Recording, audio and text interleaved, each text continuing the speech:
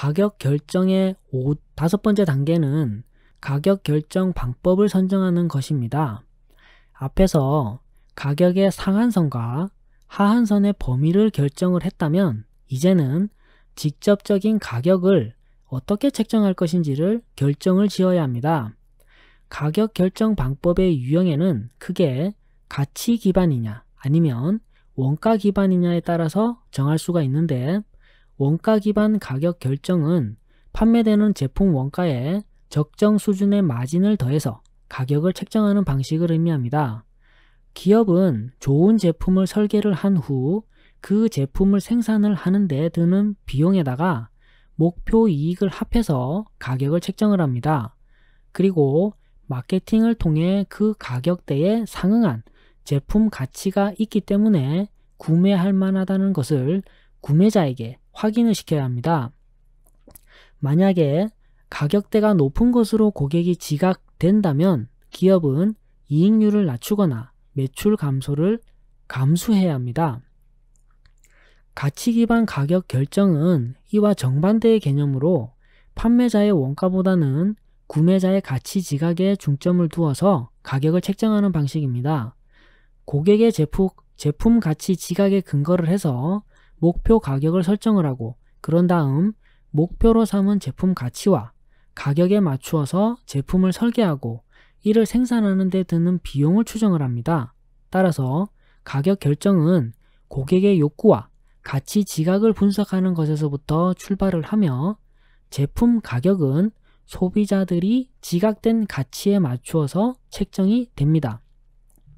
쉽게 말하면 원가 기반은 제품을 만들어 놓고 만들 때 들어간 원가에다가 마진을 붙여서 가격을 정한 후에 마케팅을 통해서 고객에게 가치를 전달하는 방식이라면, 가치 기반은 시장의 수요와 고객이 어떤 제품에 가치를 두고 있는지를 먼저 조사를 통해서 파악을 하고 생산 원가와 판매 수량을 예측을 한 다음에 제품 가격을 책정하는 방식입니다.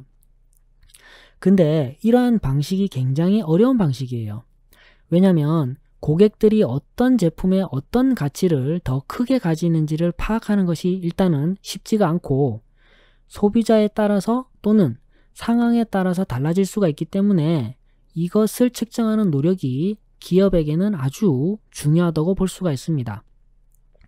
일반적으로 원가 기반 가격 결정 방법에는 원가 가산에 따른 가격 결정, 가산 이익률에 따른 가격 결정, 목표 투자 이익률에 따른 가격 결정 방식 등이 사용이 됩니다.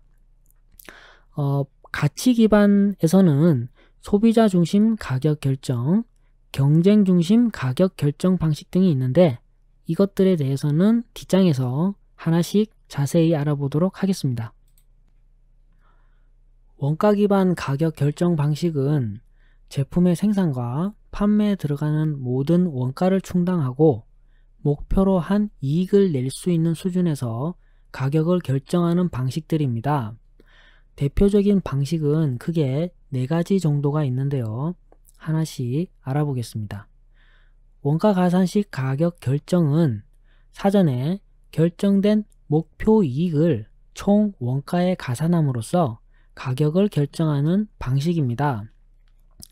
여기서 중요한 건 목표 이익인데요. 문제를 풀면서 설명을 드리겠습니다. 자, 시계를 생산하는 기업의 총 고정비가 2천만 원이고 단위당 변동 비용이 2만 원이며 1000개의 시계를 판매를 해서 1000만 원의 이익을 얻고자 한다면 시계 한 개당 얼마로 해야 하는가라는 문제입니다.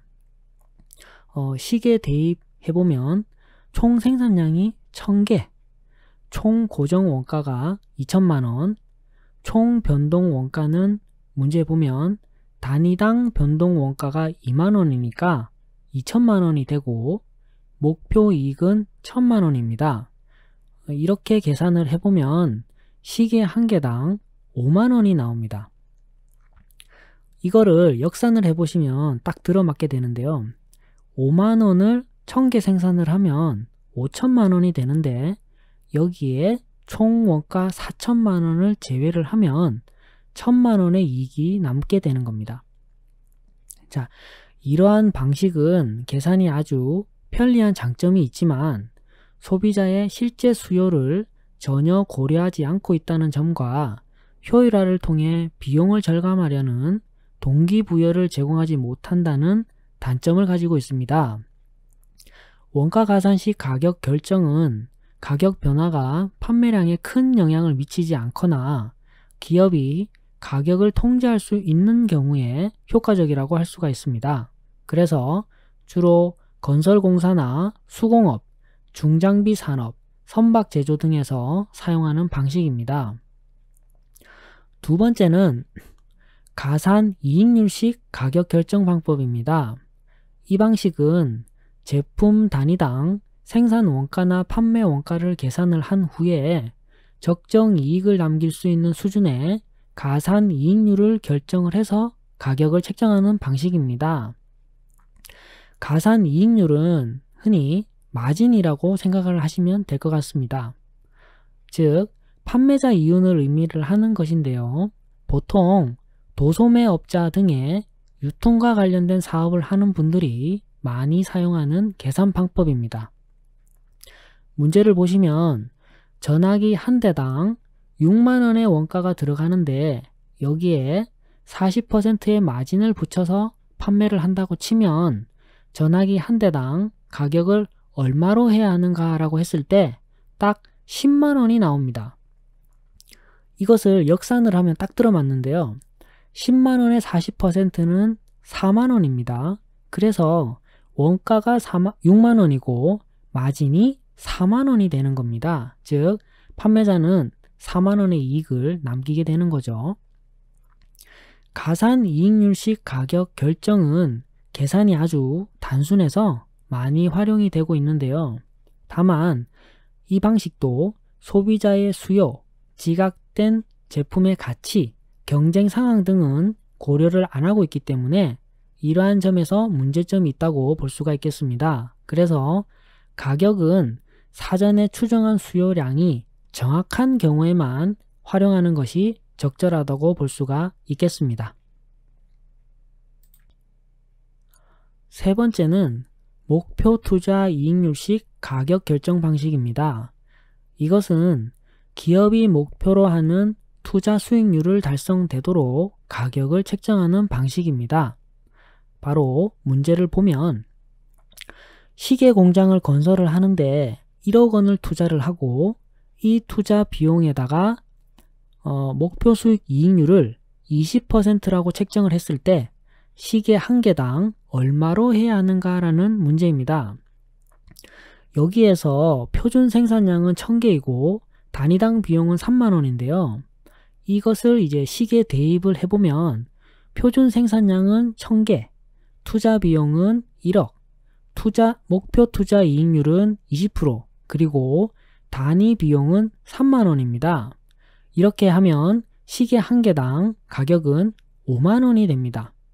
이것도 앞에서와 마찬가지로 역산을 해보시면 딱 들어맞게 됩니다. 시계 가격이 5만 원이고 단위당 비용, 즉 원가가 3만 원이니까 2만 원의 이익이 생깁니다. 2만 원을 1000개를 생산을 하면 2천만 원이 되니까 투자비 1억 원에 20%, 즉 2천만 원이 되는 거죠. 이 방식은 표준 생산량은 모두 판매가 된다는 가정을 하고 있습니다.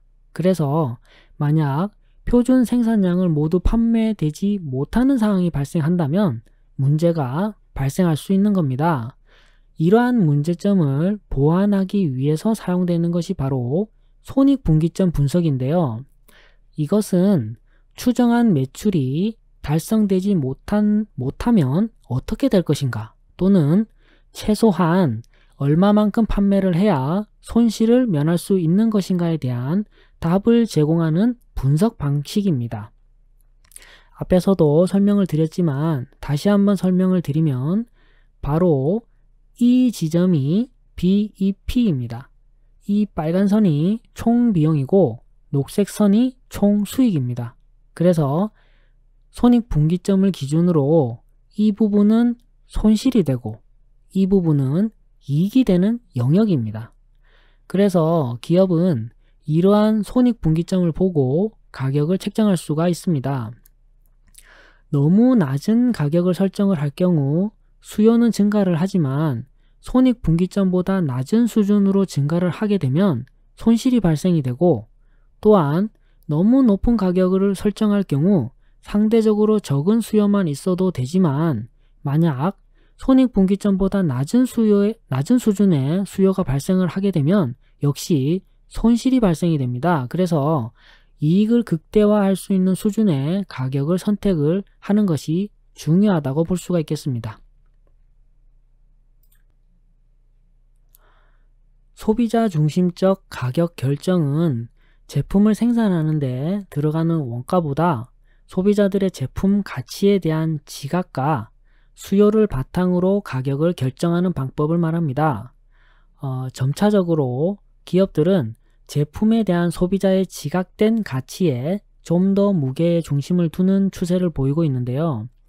이 방법은 판매자의 비용이 아닌 구매자의 지각된 가치를 중심으로 삼는다는 점이 핵심입니다. 그렇다면 소비자의 지각된 가치를 파악하기 위해서는 어떤 방법들이 있을까요?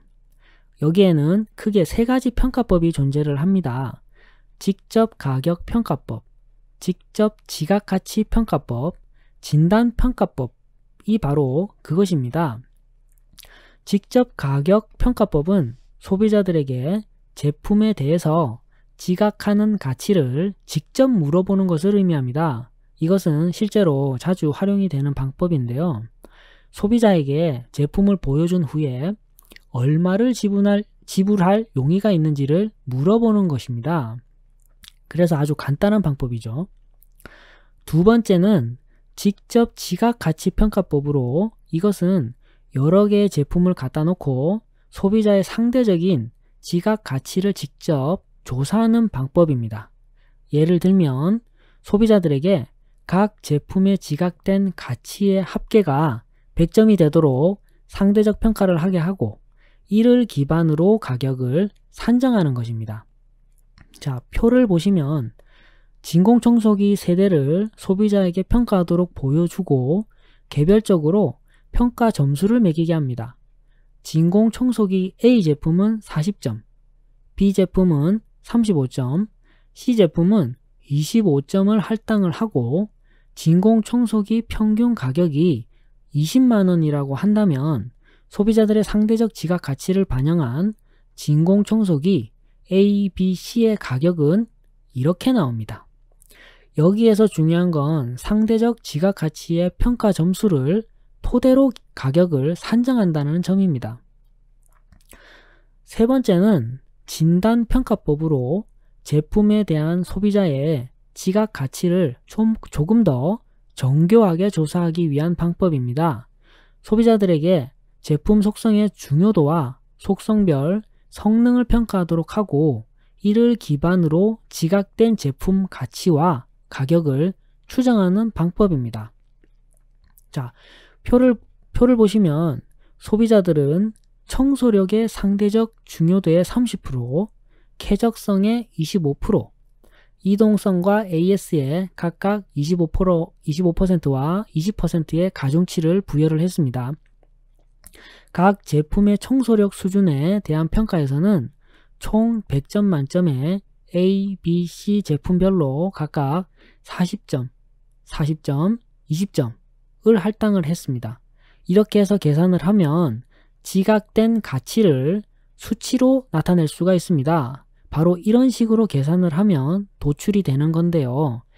여기에 앞에서 배운 직접 지각 가치 평가법과 동일한 방법으로 각 제품별 가격대를 책정할 수가 있게 되는 것입니다. 이러한 소비자 중심적 가격 결정 방식은 소비자들의 지각된 가치를 파악하는 것이 매우 중요한데 이를 조사하는 비용도 크게 들어가고 또한 정확한 측정이 어렵다는 단점이 있습니다. 그래서 이것에 대한 정확한 소비자 조사를 어떻게 할 것인가가 이게 바로 성공의 요인이라고 볼 수가 있겠습니다. 경쟁 중심적 가격 결정은 경쟁사들의 가격이 가격 책정의 기준이 되는 방식을 말합니다. 여기에는 크게 시장 가격에 따른 가격 결정과 경쟁 입찰에 따른 가격 결정 방식이 있습니다. 시장 가격에 따른 가격 결정을 추구하는 기업은 자신들의 비용 구조나 수요보다는 시장의 가격을 우선시하는 경향이 있습니다. 주요 경쟁자들의 제품 가격과 동일하거나 비슷한 수준에서 가격을 책정을 합니다. 주로 철강이나 제지, 비료와 같은 필수품을 생산하는 과점 형태의 산업에서 흔히 볼 수가 있습니다. 그림을 보시면 상대적 저가격 정책은 시장 점유율을 높이기 위한 것이고, 상대적 고가격 정책은 기업의 명성이 높거나 브랜드 파워가 있는 경우에 경쟁 제품보다 높은 가격을 책정하는 정책입니다.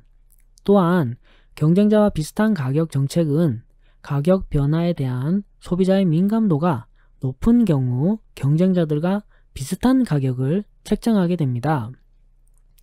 경쟁 입찰에 따른 가격 결정 방법은 2개 이상의 기업들이 각자 독자적으로 특정 제품이나 서비스 그리고 프로젝트 사업 등에 대한 사업권을 따내기 위해서 가격을 제시하는 것을 의미를 하는데, 주로 정부에서 추진하고 있는 공공사업이나 규모가 큰 프로젝트 사업에서 각 기업들이 경쟁 입찰에 의해서 가격을 결정하는 방식입니다.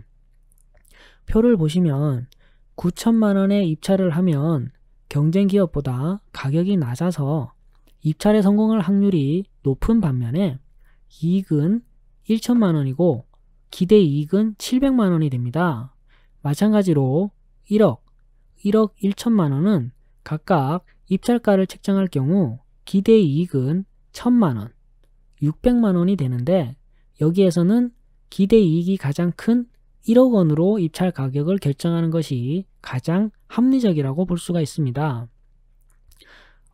여기서 말하는 이 기대 이익이라는 것은 입찰 금액에서 비용을 제외한 이익 금액에 낙찰받을 수 있는 확률을 곱한 값입니다. 즉, 이익에서 입찰에 성공할 확률을 곱하면 기대 이익이 됩니다.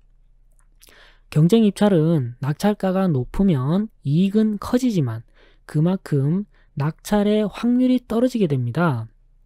그래서 손실을 면할 수 있는 수준 이상에서 낙찰될 가능성을 고려하고 기대되는 이익을 최대화시키는 가격 수준을 찾는 것이 중요하다고 볼 수가 있겠습니다.